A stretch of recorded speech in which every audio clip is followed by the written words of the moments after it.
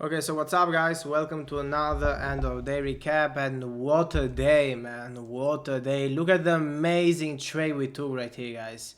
We waited patiently for this trade right here, and man, he delivered perfectly. I'm going to explain the reasons now, so yeah. So, basically today, the bias was very simple, the bias was very clean, the new week opening gap. Okay, we had the new week opening gap right here to the left, so we know this is a very strong draw liquidity, so this was basically our draw liquidity. And we simply wait for continuation model. The continuation model was of the 50-minute fair value gap right here. You are going to say now, yo, but here we actually inverse to the upside at the 50-minute, and I'm going to say you are correct. But what today I said on the session is, we have such a clean draw liquidity. We have equal lows right here.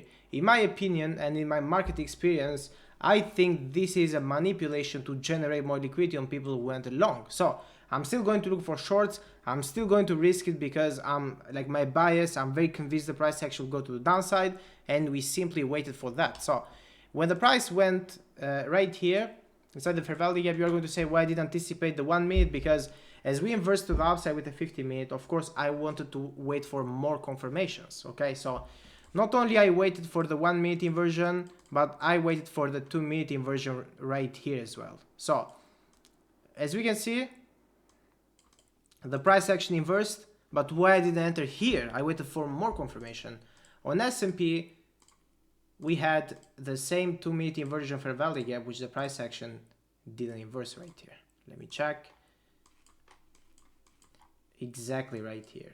This was a 2 minute inversion. I said, just to be more sure today as we inverse to the upside on the 50 minute, let's wait for S&P to inverse. And when S&P inversed, Nasdaq broke to the downside. What we did, we simply got involved into the breaker block right here. The 1 minute breaker block, this one right here, I mark out the breaker, and we simply executed around here. I just covered the high of this candle, and we simply aim for the, like our entire trade idea was all the way to the downside for a total of 3.8 risk reward. And a lot of VIP members passed a lot of challenges, a lot of funded accounts, which like a crazy day. Me personally, I close right here.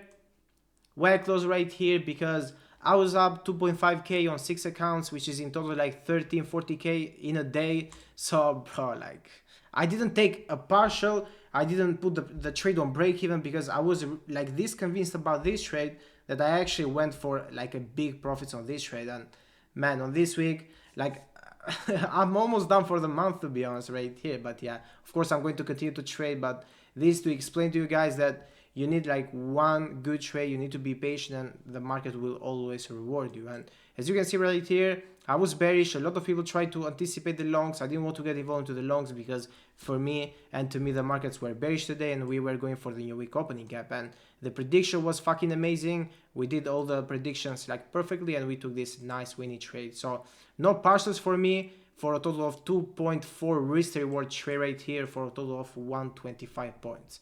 And yeah, let me know in the comments, like let me know the reactions, what kind of trades you do, guys.